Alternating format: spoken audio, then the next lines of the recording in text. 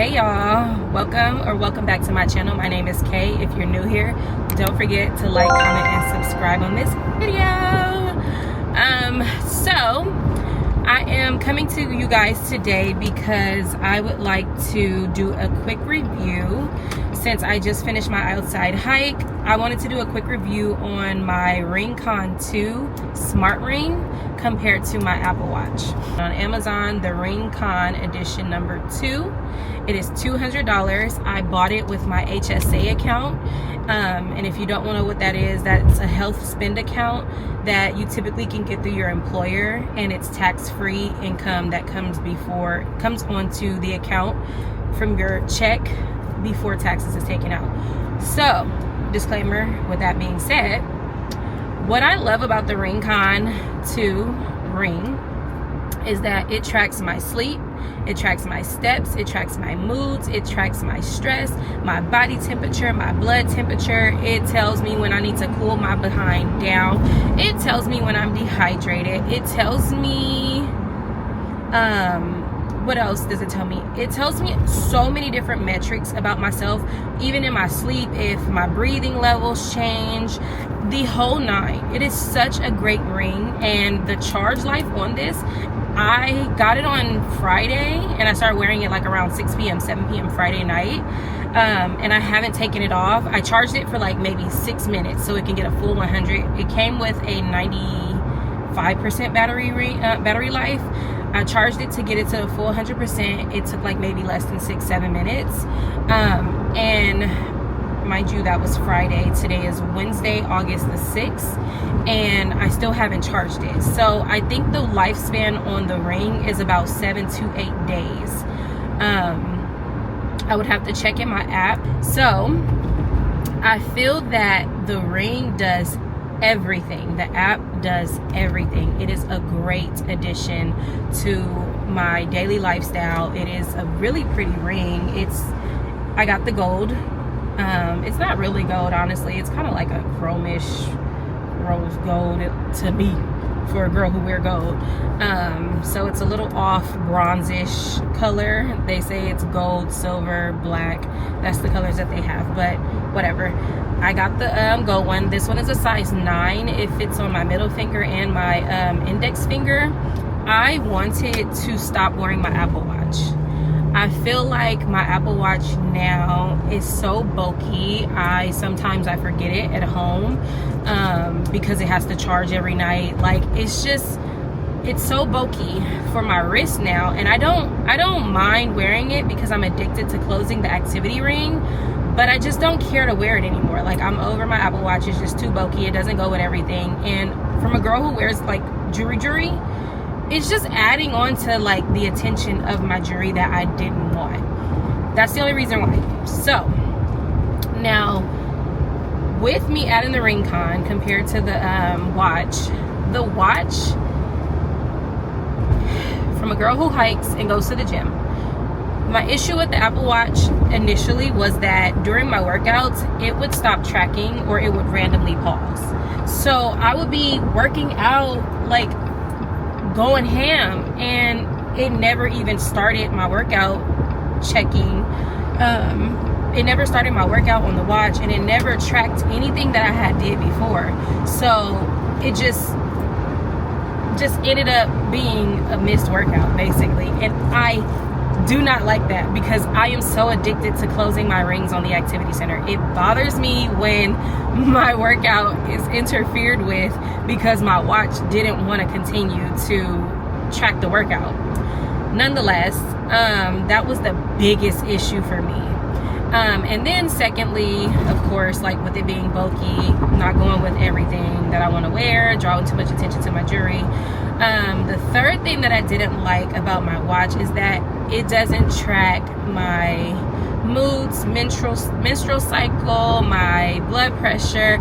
Like, it does track your blood pressure, I'm sorry, but it doesn't track it seamlessly. Like, it doesn't track it like without you having to wear, like without you having to go look for the information. So yeah, there's a lot of different data metrics that I did not like about the watch, I don't use any of the other apps on the watch. My watch is strictly just for tracking my workouts and making sure that I close that ring and get my steps in. What's another con? Again, having to charge it at night, so as soon as I get up in the morning, those steps matter. Those steps count. And if I don't remember to grab my watch the first step that I take in the morning, I've missed probably from what I can tell now based on my data, I've missed 1,000 steps before I even walked out the door. And I typically grab my watch right before I'm walking out the door. So walking around the house and the whole night, I done missed over 1,000 steps that I could have been had counted with my daily data. I didn't like that. So those are my cons with the Apple Watch. I do like the fact that I can log certain workouts that the Ring doesn't have. So the Ring Con 2, Generation 2 Ring, you can log your workouts, your outdoor walk, your indoor walk, your treadmill, all that good stuff. But it doesn't do, if I'm not mistaken, it doesn't do the HIIT workouts. I know for a fact it doesn't do hiking section. I have to put outdoor walk on it. Sorry y'all, I'm on this bumpy 605. If you know, you know. Girl, just bumping. But you have to be able to track those things. And so comparing a hiking workout with an outdoor walk, the Ring is not understanding that the spike in my breathing, the spike in my blood pressure, the spike in my body temperature is because I'm going up and down hills. I'm doing this track around some dirt. It's not knowing that the extensiveness of my workout is not just for me walking. So it's going to make it seem as though I have a hard time walking outside, and that's really not what's happening. I'm doing a full extenuous workout. And so what you have to do is, what I learned to do is go on the Apple Watch. When you click hike and you go through your activities and you look at your workouts, go to your hike. Instead of tracking your Ring workout as a tracked workout, you have to go in and put it in manually as a other workout. And so you get the metrics from your watch from previous workouts that you've done and put all those metrics in the other section and log that as a workout. I don't like that.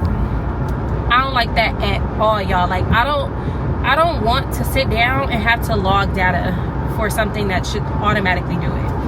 And so that's my con for the Ring Con 2, but that's my pro for the Apple Watch. What else? So that's what made me put my Apple Watch back on, because I can't do selective workout data tracking, and that's what I bought the Ring for, is to do selective workout data tracking and all the other good additions to it that I really wanted to know about myself and keep, watching for my health, my mental health, my stress level, all that stuff. Then with my Apple Watch, what else? What is it? Oh, with my Apple Watch, the activity center on your iPhone, closing those rings is so important to me. I like watching how many rainbow rings closed throughout the month. It makes me feel so good to see that I consistently worked out by looking at those little rings. It is addicting. It's probably unhealthy, but it is addicting. And so with my Ring Con 2, with it not being from Apple, that activity center is dead looking. So my workouts that I did since I got my Ring and stopped wearing my watch, today is my first time wearing the watch, but I have worked out for the rest of this week and last Friday, if I'm not mistaken, and I didn't get a chance to track it with my watch on the activity center. So it's only tracked in my app of my Ring Con. Basically, my activity center is not being, even though it's showing that I have all these steps, my heart rate, the whole nine, just through the health app because of my phone tracking it, it's not being logged. So then again, I have to go into the activity center, log all that data, log that walk, log the information from previous, add it to the, it's too much. So essentially I decided to just go ahead and wear both, because I enjoy closing those rings and and having that data seamlessly tracked in my activity center. That is my only con, 2 cons about the Ring Con 2. Everything else, I absolutely adore it.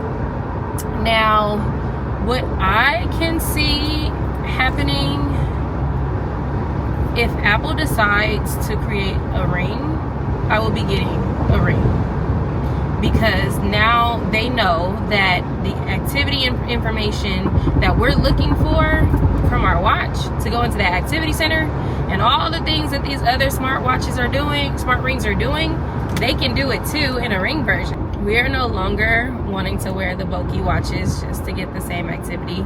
Like I said, I don't use any of the other apps on my watch. I don't use it for anything but the time.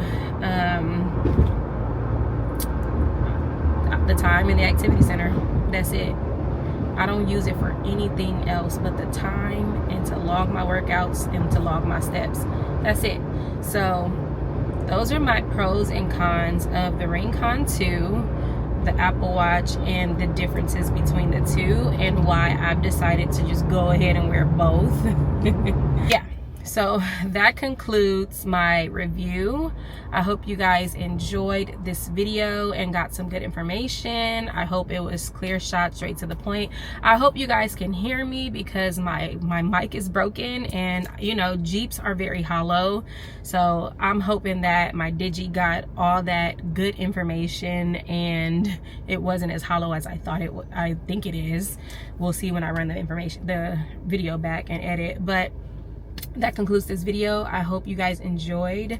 If you're thinking about getting you a smart ring, let me know in the comments down below which one you're looking into, what benefits are you looking for, and just, you know, update me. Let me know if you guys want me to try a different ring or anything else. But that's it. Thank you guys for tuning in. I will catch you guys on the next video. See you later. Thank you guys for tuning in.